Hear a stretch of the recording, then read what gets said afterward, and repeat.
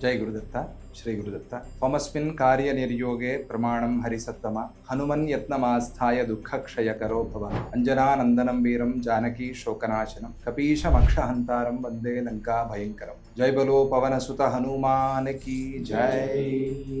శ్రీ గణపతి సచ్చిదానంద సద్గురుభ్యో నమో నమః. ఆంజనేయ స్వామి కలియుగ ప్రత్యక్ష దైవం, స్మరణమాత్ర సంతుష్టుడు. ఆంజనేయ స్వామి, దత్తాత్రేయ స్వామి ఇద్దరూ కూడా స్మర్తృగాములు అని శాస్త్రం చెబుతుంది.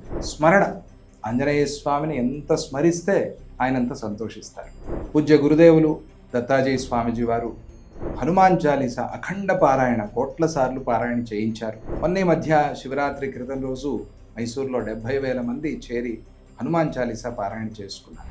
ఎందువల్ల అంటే హనుమాన్ చాలీసా పారాయణతో మన కష్టాలన్నీ తీరి మనము కోరిన సత్సంకల్పాలన్నీ కూడా ఆ స్వామి నెరవేర్చి లోక కళ్యాణం విశ్వశాంతి ఆ స్వామి చేస్తాడు. అందువల్ల ప్రతిరోజు అందరూ హనుమాన్ చాలీసా చేసుకోవాలి. అందులోనూ విశేషమైన ఉత్సవాల్లో, విశేషమైన దినాల్లో ఆ స్వామిని స్మరించడం చాలా ముఖ్యం.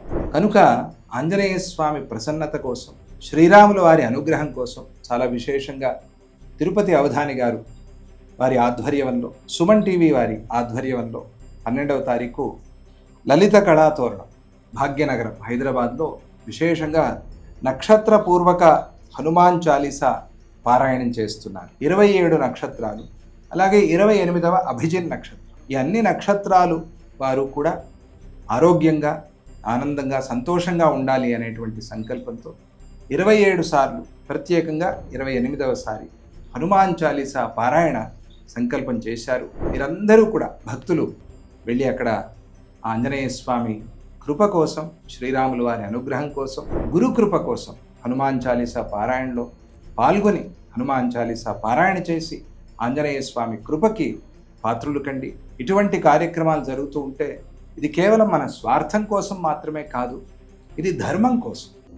సంఘటితంగా మనం కార్యక్రమం చేస్తే స్వామి చాలా ప్రసన్నుడవుతాడు, ఆనందిస్తాడు. అందరినీ కలపటం, అందరినీ చేర్చటం ఇదే పద్ధతి.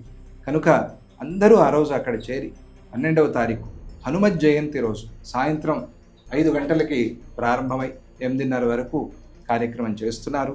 కనుక మనము చేయాల్సిన ధార్మిక కార్యక్రమం, సామాజిక కార్యక్రమం, ఆధ్యాత్మిక కార్యక్రమాన్ని చేసినప్పుడు ఆ స్వామి తప్పకుండా ప్రసన్నుడై మనల్ని అనుగ్రహిస్తాడు. అందరూ తప్పకుండా ఈ కార్యక్రమంలో పాల్గొని ఆ స్వామి వారి కృపకి, అనుగ్రహానికి పాత్రులు కండి అని చెప్తూ జై గురుదత్త శ్రీ గురుదత్త.